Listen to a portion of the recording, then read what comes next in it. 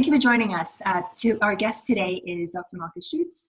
And one of the reasons I wanted to ask him to join us is because he was responsible for the turnaround of Shanghai Volkswagen from 2003 to 2006, which happened to also coincide with post-SARS. So I thought his insight on if there are any parallels between SARS and COVID could be helpful to us. So, Dr. Marcus Schütz, thank you very much for joining us. Good to see you.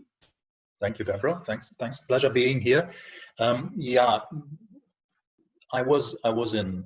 started my work in Shanghai in 2003, which really happened to coincide with the time just after SARS.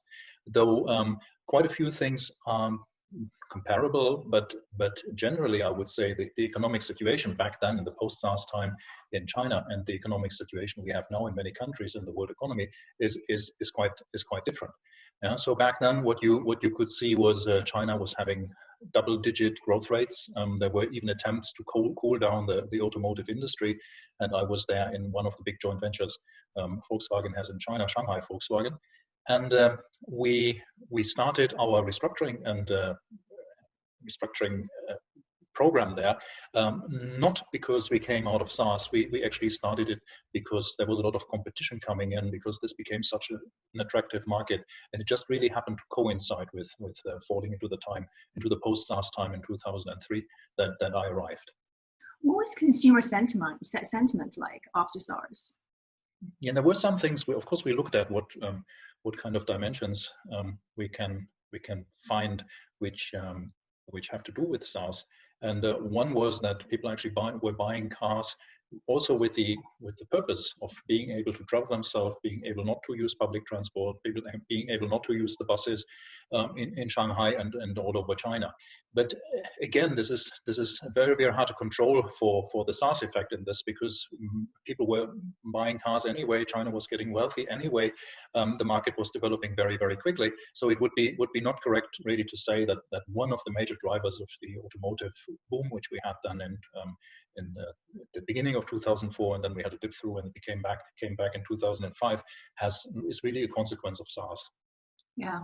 So the mindset was already buoyant. So the issue with the economy post-COVID is more the general malaise and negativity in sentiment. Would that be a fair? Now, when I go to China now, from what I see happen in China, in 2019 was a time where China and the United States were negotiating new trade deals. There were conflict in trade relations. This was already weakening the Chinese economy, and so you come now with COVID and post-COVID, you come into a very, very different situation where the economy was not booming, was not really doing well at all, and now of course there's more strain on the system through barriers in the global supply chain, access to markets, and other things which we see on the news every day.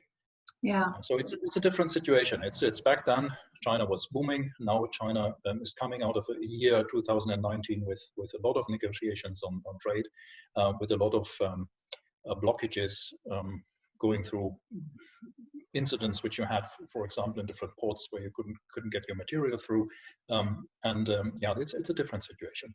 You can't compare it one to one. So COVID is a health crisis, but it's also becoming very much an economic crisis. And when you and I have spoken before, you made reference to the economy not being depressed, but actually being in a state of coma. Can you walk us through that? Give us your view on the economy in Europe, globally, and perhaps some things that we need to consider as governments, as businesses, and as individuals going forward. I think it is not clear yet whether the economy is in a coma, which is induced by a health crisis, or whether this is really a depression. Because before COVID, there was no sign of depression. Of course, there are stronger and weaker economies, but not really a sign of such a downturn. So the question now is, when we manage to reopen the economies safely and at a pace which ensures this safety, whether we just wake up from a coma and we will continue and probably have the possibility also to work on some of the backlog. But it will all depend on the confidence which people have, the measures that they are really managed safely, and also, of course, there is a lot of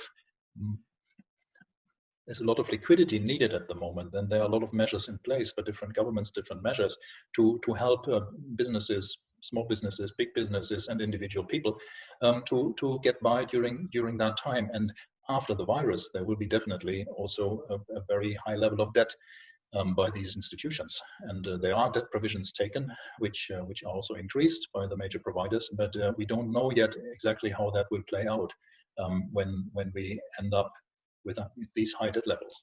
Do you think we sometimes talk ourselves into these crises and into the depressions? Like if everyone keeps saying we're heading for a depression, then we kind of exacerbates that potentiality. Does that play a factor at all? So in every economic development, there's always a part of speculation, and of course this speculation part is most prone to confidence, which you have in the overall situation. This is most prone also and most likely to go away when people perceive the times are bad. But I mean, even at the moment, you see industries which are doing extremely well, and you see industries which are basically cannot operate because it's their business to bring people together. And in a time where you have to keep people apart, it is very, very hard, of course, to stay afloat. And this is why also now there are different strains of companies which you can watch, which react differently to the situation now. So Marcus, before COVID-19, we were dealing with another crisis, we still are in fact, which is the climate crisis. And one of the positives out of COVID-19 is we saw the positive impact on pollution from shutting down industry. Now, as we open up our economies, we can go one of two directions. We can either go back to the old way of doing business. Only this time, I think that to make up for lost time, we'll have more pressure on producing more. So we're going to see the pollution levels go up again. Or else we could take this opportunity to course correct. And the image that always comes to mind is the Titanic, that we're heading towards this iceberg. And now we have a moment to pause and course correct things. So what does option 2 look like? And what do we need to do to create more sustainable economies going forward? Because a lot of these businesses were actually going to be impacted either by climate or the fourth industrial revolution. So there was disruption coming anyway. What are your views on that, please?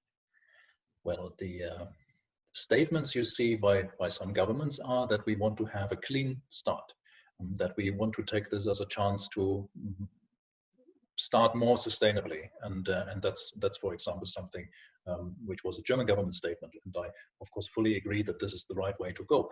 On the other hand, what we have is we have an oversupply on fossil fuels at the moment. We have a very low demand on fossil fuels, which in the case of oil has been giving us extremely low prices, and traditionally low oil prices make it very hard for sustainable energies to develop, because it makes them less competitive and less feasible in comparison to the fossil world.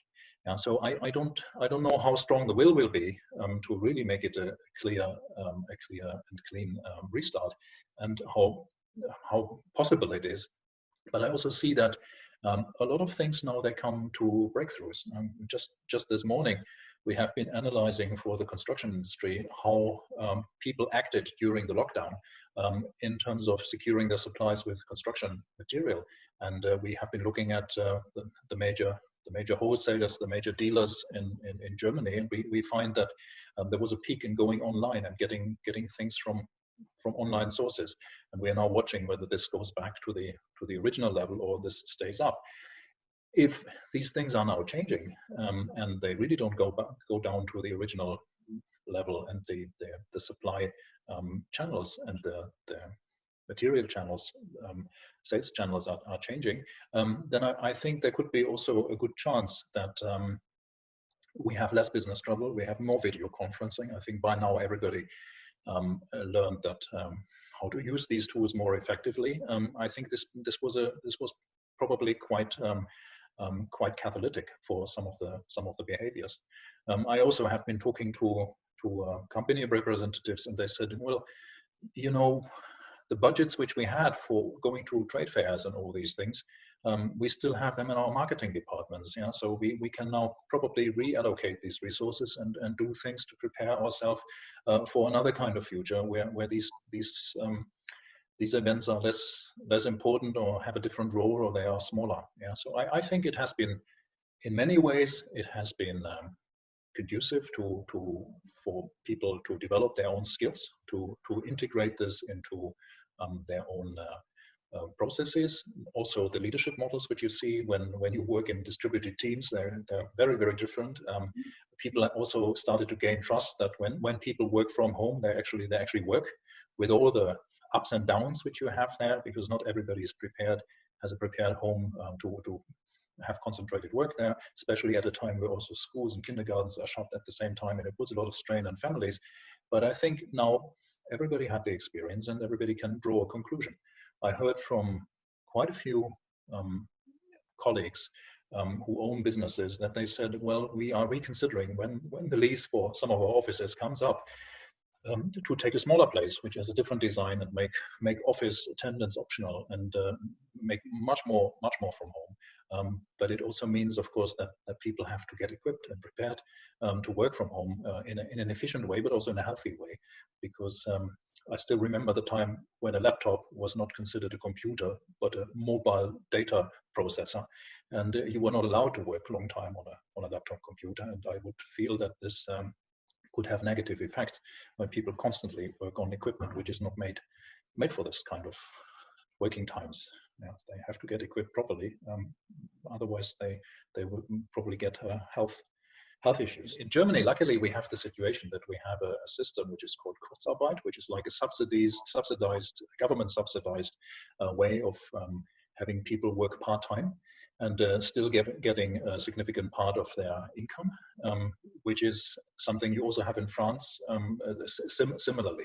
This has a big advantage that these people who are affected by that have not, they don't lose their job. The relationship between the employer and the employee continues, and just the moment the situation changes again, they simply go back to work. It's not a hiring and firing, and it's not a retraining, and you don't have inexperienced people which you then take back, and definitely this was in many downturns we had in Germany. Kurzarbeit was one of the tools which was helping the country to have a very fast restart.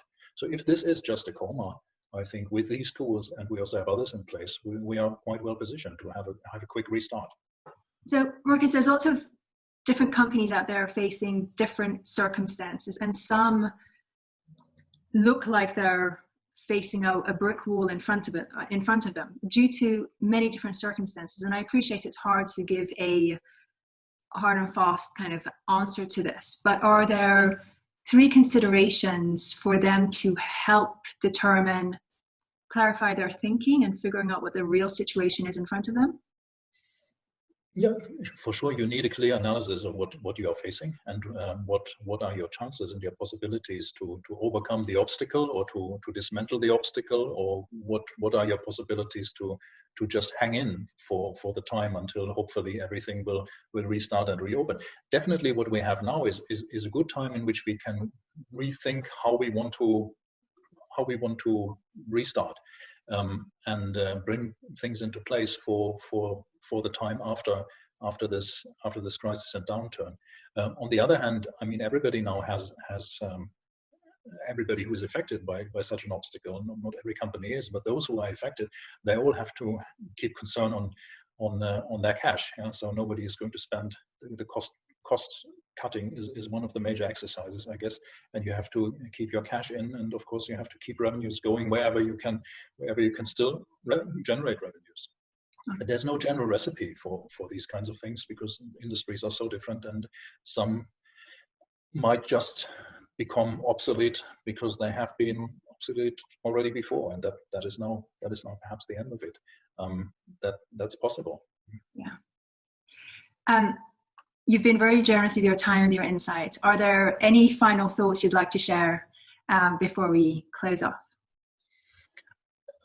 What I hope now will happen is that we manage this crisis well, whether we get a vaccine or don't get a vaccine. I think there are some countries which have shown us that you can die out this virus by social distancing, by staying at home, by disciplined ways of restructuring work, and disciplined ways of designing designing even assembly and production plants where people can work in safe distances.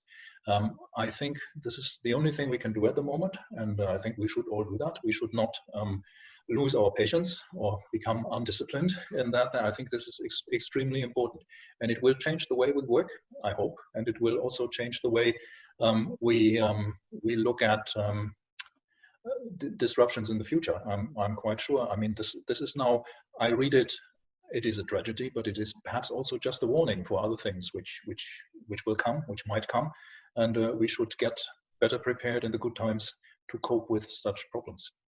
Absolutely. So greater collaboration, greater cohesion, hopefully between countries. Yeah, absolutely. There's a million and one other questions I'd love to ask you, but I appreciate you've already been, I've already taken up a lot of your time. So my pleasure. Thank you very much.